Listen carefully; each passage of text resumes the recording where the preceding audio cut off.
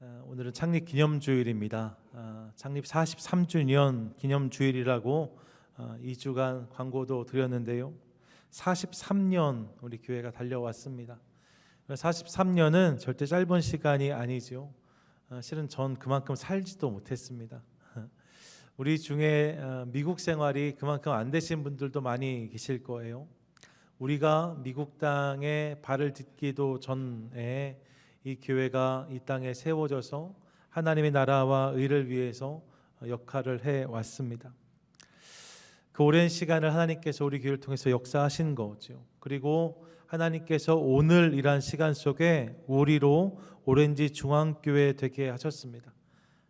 오렌지 중앙교회란 이름으로 우리가 함께 교회로 서 있는 거죠. 몇 주간 교회 공사가 진행됐어요. 이번 주간에는 간판을 저희가 바꿨습니다. 사실 간판을 바꾸는 일이 쉬운 일은 아닌데 근데 너무 낡아서 그래서 교회에서 결정해서 간판을 바꾸게 되었어요. 결정은 어렵지만 사실 간판을 바꾸는 것 자체는 어렵지 않았습니다. 쉬웠습니다. 연락해서 바꾸면 되니까요. 간판은 쉽게 바꿀 수 있었어요. 그런데 가만히 생각해 보면 교회가 변하고 새로워지는 일은 쉬운 일이 아닙니다. 간판은 쉽게 바꿀 수 있을지 몰라도 교회의 변화는 그렇게 되지 않는 것을 우리가 볼 때가 많이 있어요.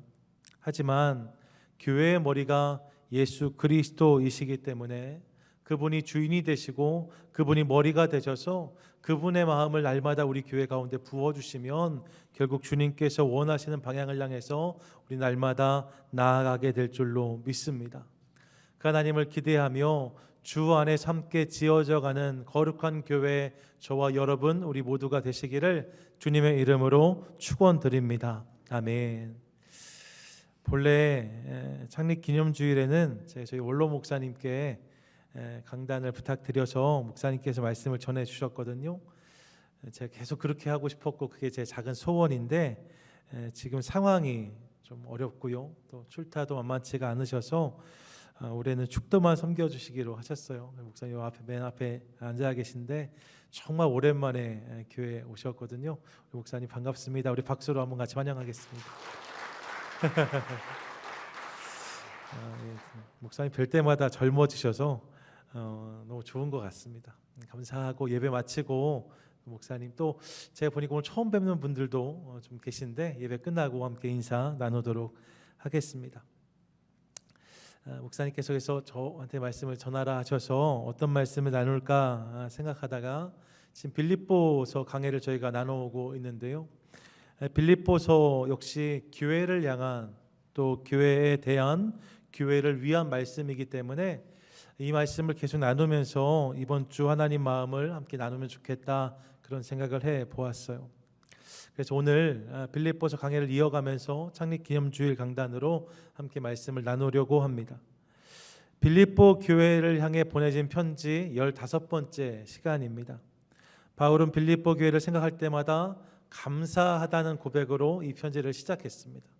또 여러 번 말씀드렸지만 교회를 향해서 나의 기쁨이고 나의 면류관이라고 나의 사랑하는 자들이요 나의 형제라고 이들을 고백했습니다.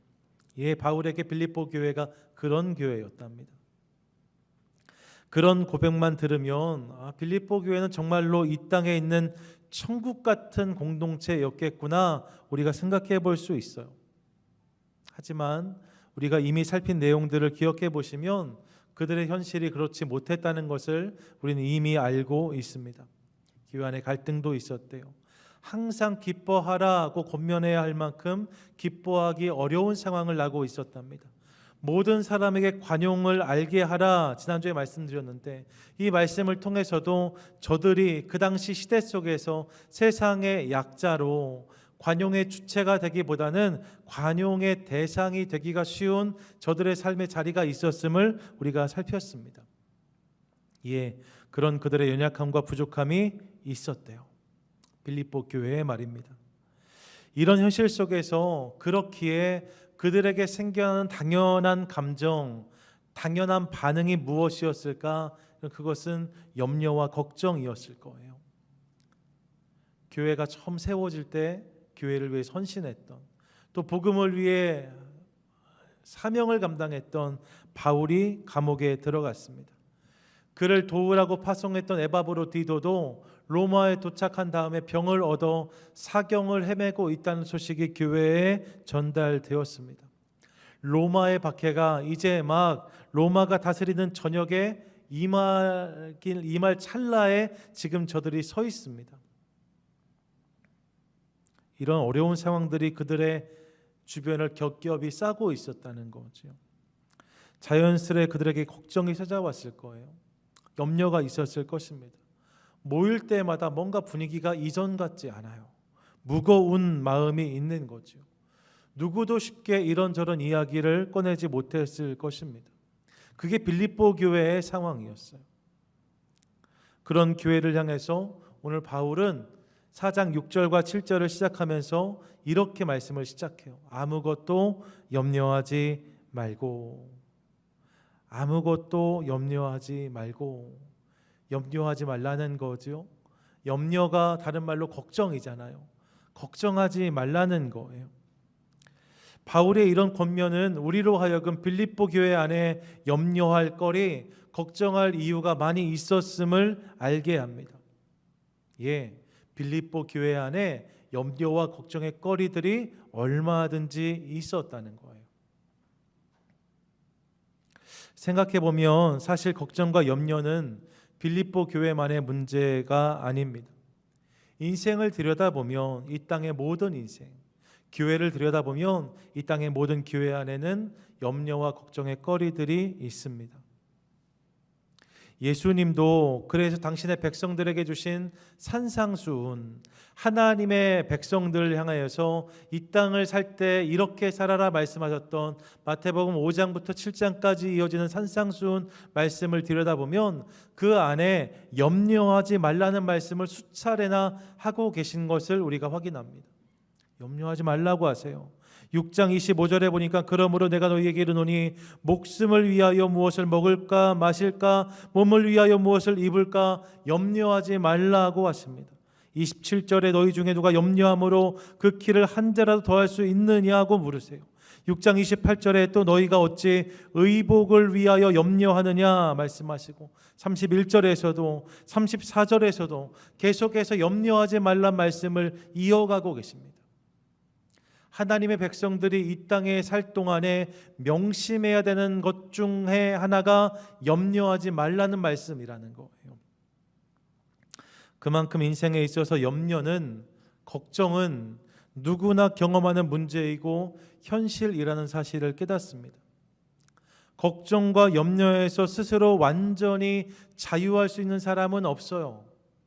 제 아무리 낙천적인 사람이라고 해도 삶에 꼭 걱정과 염려의 거리들을 만날 때가 있습니다.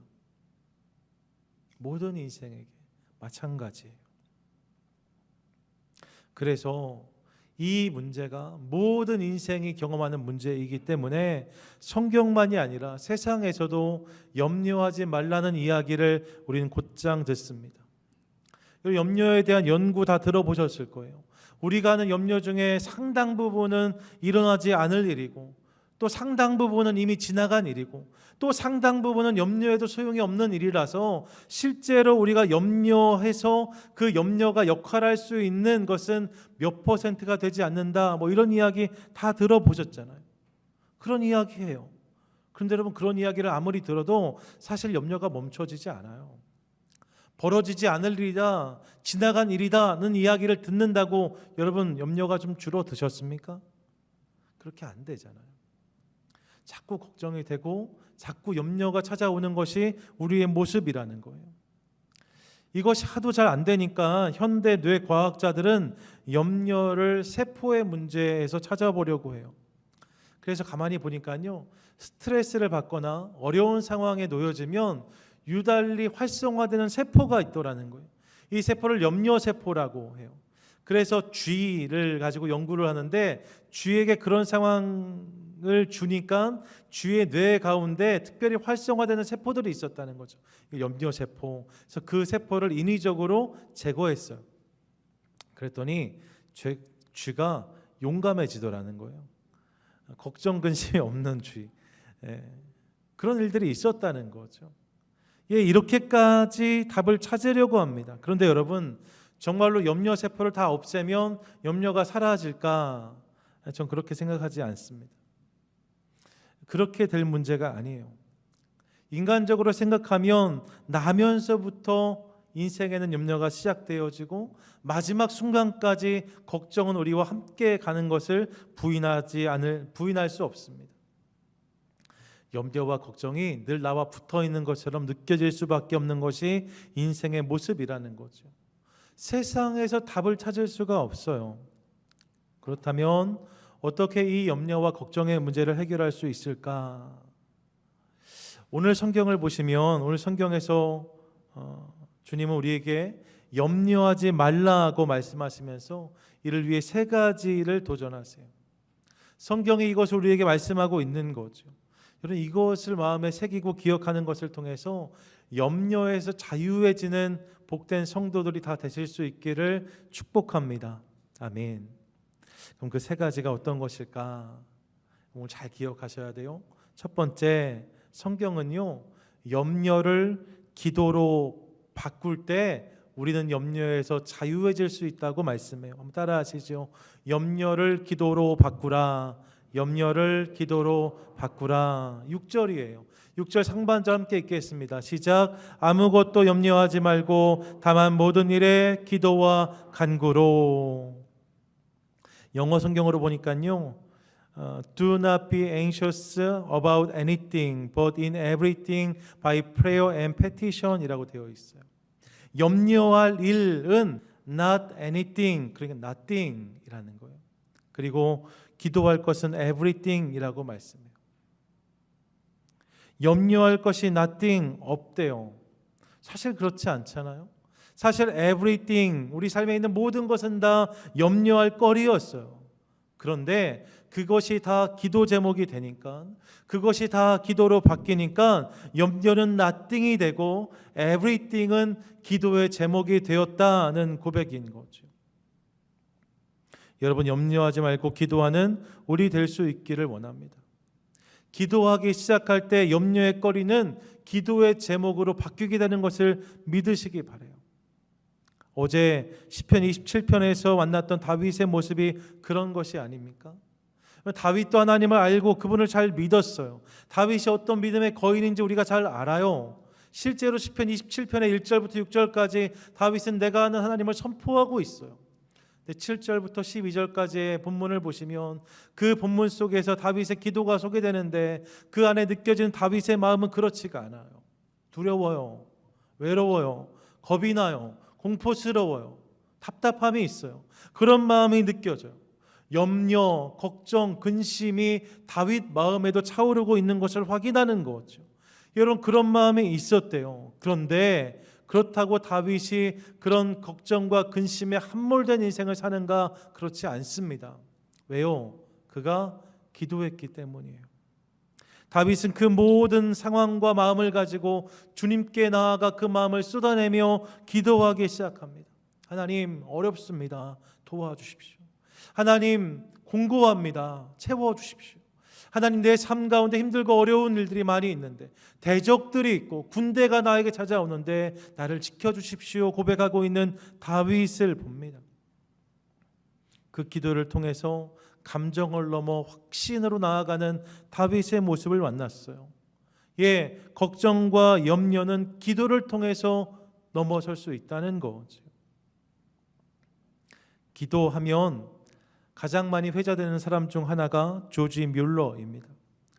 5만 번 응답받은 뮬러의 기도라는 책은 몇 년 동안 신학 영역에 있어서 베스트셀러로 뽑혀요. 많은 분들이 이 책을 읽고 보고 하시면서 주님, 나에게도 그런 응답이 있으면 좋겠습니다, 이런 기대를 가져봅니다. 예, 5만 번이나 기도 응답을 받았다는 사실이 참으로 놀랍습니다. 그런데 제 주중에 생각해 봤더니요, 이런 것을 깨달았어요. 5만 번 응답받았다는 것은 다른 말로 하면 뭐예요? 5만 가지의 기도 제목이 있었다는 거예요. 5만 가지의 기도 제목이 있었다는 거예요. 그의 기도 사역이 그냥 한 50년쯤 됐다고 가정해 보면 1년에 셈 하면 1000개 정도의 기도 제목, 하루에 평균 3가지 이상의 기도 제목을 만났다는 거죠. 여러분, 그가 만약에 기도할 수 없었다면, 그가 기도하지 않았다면 이 모든 기도의 제목들은 당연히 염려의 거리, 걱정의 이유가 되었을 것입니다. 5만 번의 기도 응답이 아니라 5만 가지 염려거리, 5만 가지 걱정거리를 안고 사는 사람일 수밖에 없었다는 것이죠. 그런데 그런 염려의 거리, 걱정의 이유를 기도로 풀어냈더니 그의 삶에 찾아왔던 걱정, 근심, 염려의 거리들이 기도가 되고 응답이 되어서 하나님을 드러내고 자랑할 수 있는 통로가 되었다는 것을 우리가 보게 됩니다. 5만 가지의 염려의 거리가 있었는데 그것을 가지고 염려한 것이 아니라 그것을 가지고 기도했더니 5만 번 응답받은 기도의 인생이 되었다는 거예요. 전 동일한 일이 우리 삶 가운데도 있게 되기를 원합니다. 여러분, 일상을 살면서 우리가 만나는 걱정의 거리, 염려의 거리들이 얼마나 많이 있는지 몰라요. 하루에 3가지 뿐이겠습니까? 매일매일 찾아오는 그런 근심의 거리들이 있잖아요. 여러분, 그것에 근심과 염려, 걱정으로 반응하는 것이 아니라 그 모든 거리들을 기도의 제목으로 바꿔가는 것을 통하여서 오늘 내 삶 가운데 내 기도를 들으시고 응답하시는 하나님을 경험하는 저와 여러분, 우리 모두가 되시기를 주님의 이름으로 축원드립니다. 아멘.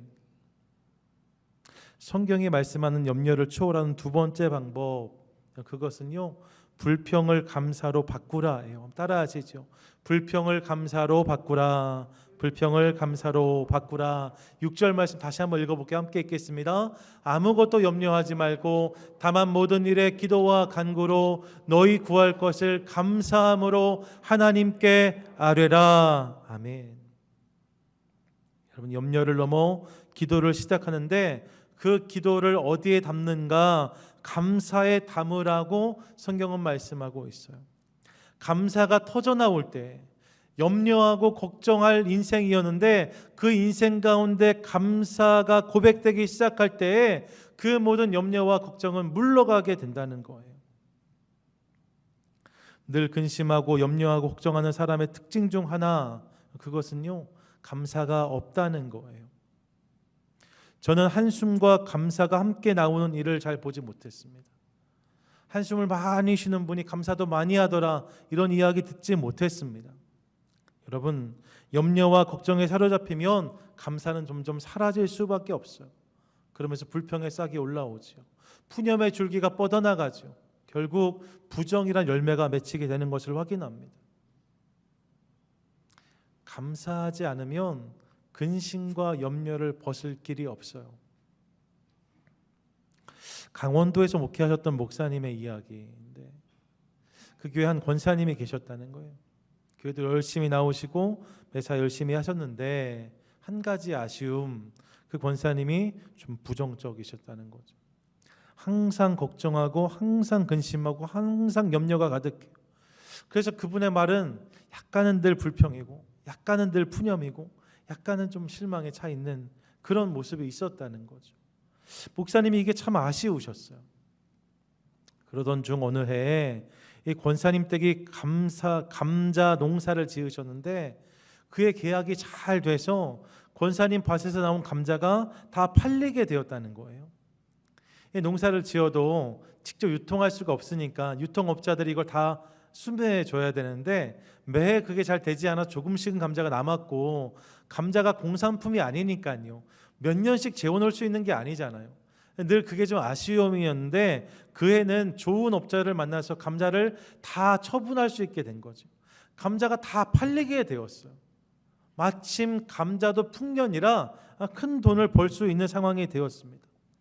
목사님 생각에 올해는 권사님이 참 좋아하시겠다, 그 권사님도 올해는 좀 감사하시겠다, 그런 생각이 있으셔서 한창 수확이 진행되고 그 감자들이 출하될 때 그 권사님 밭으로 신방을 가셨다는 거예요.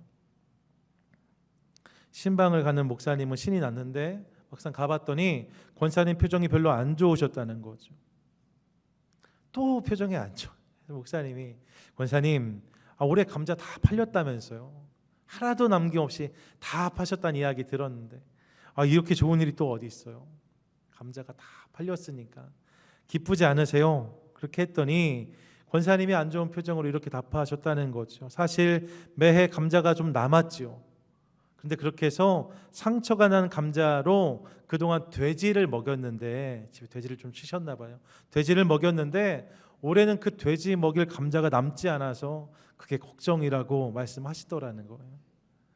감자가 다 팔리니까 또 돼지 먹이가 없어서 걱정하는 권사님 모습을 보면서 답답하셨다는 이야기를 들은 적이 있습니다. 입술에 불평과 불만만 가득하면 염려는 내 삶의 상수가 될 수밖에 없어요. 여러분, 내 입에서 계속 그런 말이 쏟아져 나오면 내 삶의 걱정과 근심은 상수예요. 변하지 않아요. 어떤 일이 생겨도 걱정하는 거예요. 어떤 일이 생겨도 염려하는 거예요. 하지만 감사하기 시작할 때 염려할 일은 사라지고 걱정, 근심은 떠나가게 될 줄로 믿습니다. 한번 따라하세요. 하나님 감사합니다. 하나님 감사합니다. 우리 한 번 더요. 하나님 감사합니다. 하나님 감사합니다. 여러분, 1년에 한 번 추수감사주일에만 하는 고백이 아니에요. 매일 눈 뜰 때마다 하나님 감사합니다. 이 고백으로 우리 하루가 시작될 때에 우리의 모든 날들은 주님 앞에서 더욱 기쁘고 복된 것이 되게 될 줄로 믿습니다. 시편을 기억해 보세요. 앞서 다윗의 시편을 이야기했는데 저는 사실 대부분의 시편이 인생의 정직한 고백이 담긴 것이거든요. 하나님께서 주신 감동 안에 있는 거지만 어쨌든 이 땅을 살았던 인생에 하나님께 올려드린 고백이 다 시편의 고백들이에요. 그러다 보니까 시편의 내용을 보면 그 안에 비탄도 많고요, 탄원도 많고요, 간구도 많아요. 하나님 제발 좀 이런 외침이 많은 거죠. 그만큼 힘들고 어려운 것이 인생의 단상인 것을 부인할 수가 없습니다. 그런데 시편의 기자들은 그런 문제를 가지고 하나님께 나아갔어요. 그분께 기도로 그것들을 풀기 시작했어요. 그러니까 하나님의 은혜를 주시죠. 그 은혜가 임했을 때에 그들 가운데 드러났던 공통된 반응이 있는데 그게 뭐예요? 그게 감사예요. 시편 26편 7절 감사의 소리를 들려주고 주의 기이한 모든 일을 말하리이다 선포합니다. 시편 44편 8절에 보니까 우리가 종일 하나님을 자랑하였나이다. 우리는 하나님의 이름에 영원히 감사하리이다 고백하고 있습니다. 기도함으로 감사가 시작되고 그 감사를 선포하기 시작할 때, 그 감사를 고백하기 시작할 때 세상의 근심, 걱정, 염려는 다 사라지게 되었다는 거예요. 그것들이 더 이상 내 삶에 설 자리가 없게 되었다는 거예요. 우리 삶에도 동일한 은혜를 구합니다. 불평을 넘어 감사를 고백함으로 염려와 걱정을 물리치는 우리 모두가 되실 수 있기를 축복합니다. 아멘. 끝으로 본문에서 발견하는 염려를 초월하는 세 번째 방법이 있습니다. 그것이 무엇인가? 그것은 하나님의 주되심을 인정하라는 거예요. 그러면 염려를 벗어날 수 있답니다. 한번 따라하시지요. 내가 아니라 하나님이 하십니다. 내가 아니라 하나님이 하십니다. 여러분, 기도하는 게 중요해요. 감사를 고백하는 것도 중요해요. 그런데 그렇게 하면서도 여전히 내가 주인의 자리에 앉아서 여전히 내 인생의 주인 노릇을 내가 하려고 하면 그럼 여러분 언제든지 염려와 걱정은 다시 내 삶 가운데 싹 틀 수 있어요. 내가 누구와 내가 무엇을 내가 어떻게 할 것인가만을 생각하면 우리의 삶의 모든 순간은 걱정거리가 되지 않을 수 없어요. 왜요? 우리는 부족하거든요. 우린 연약하거든요. 우린 실수도 많이 하거든요. 그게 나의 모습이니까 여러분 내가 운전대를 잡으면 걱정하지 않을 수가 없어요. 나로부터 시작된 생각의 결론은 항상 염려와 걱정으로 귀결된다는 거죠. 하지만 주님으로 시작된 생각은 다릅니다. 여러분, 우리 주님은 완전하십니다. 믿으십니까? 아멘. 우리 주님은 강하십니다. 우리 주님은 실수하지 않으십니다. 그렇기에 그 주님이 내 삶의 주인이 되심을 신뢰하고 인정하며 선포하기 시작할 때 우린 자유해질 수 있어요. 요즘에 자율주행 차량이라는 게 있잖아요. 타 있으면 그냥 알아서 가는 차요. 저는 그거 어떻게 타시는지 모르겠어요. 불안해서. 이번 주에 뉴스에 보니까 밤에 사고가 종종 난다는 이야기가 뉴스에 나오더라고요. 이게 운전대를 놓는다는 것은 참 불안한 일이에요. 그런데 여러분, 기계가 아니라 하나님께 내 인생의 운전대를 내어드린다, 그것만큼 평안한 일이 없습니다. 그것만큼 감격스러운 일이 없습니다. 이 세상 만물을 창조하시고 다스리시는 그 하나님이 내 인생의 운전대를 잡아주신다. 할렐루야, 아멘. 그때 우리의 삶은 염려와 걱정에서 자유해질 수 있어요. 내 삶의 모든 순간은 그분의 계획 안에 있음을 깨닫게 되어져요. 예, 여러분, 그렇게 하면서 염려와 걱정의 구름은 거치게 될 줄로 믿습니다. 본문 7절의 선포가 바로 그것이지요. 7절 함께 읽겠습니다. 시작. 그리하면 모든 지각에 뛰어난 하나님의 평강이 그리스도 예수 안에서 너희 마음과 생각을 지키시리라. 아멘. 기도하고 감사하면 하나님의 평강의 하나님이 내 삶의 주어가 되셔서 우리의 생각과 마음을 지켜주신다라고 선포해요. 그분이 하실 일들을 보게 하시고 그분이 원하시는 꿈을 꾸게 된다고 성경은 말씀하고 있습니다. 아직 여전히 문제가 계속될 수 있어요.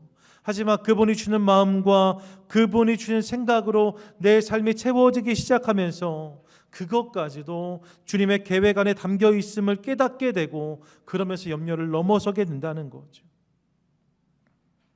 감옥에 있던 바울이 기쁨과 감사로 편지할 수 있었던 이유도 여기에 있다고 저는 믿습니다.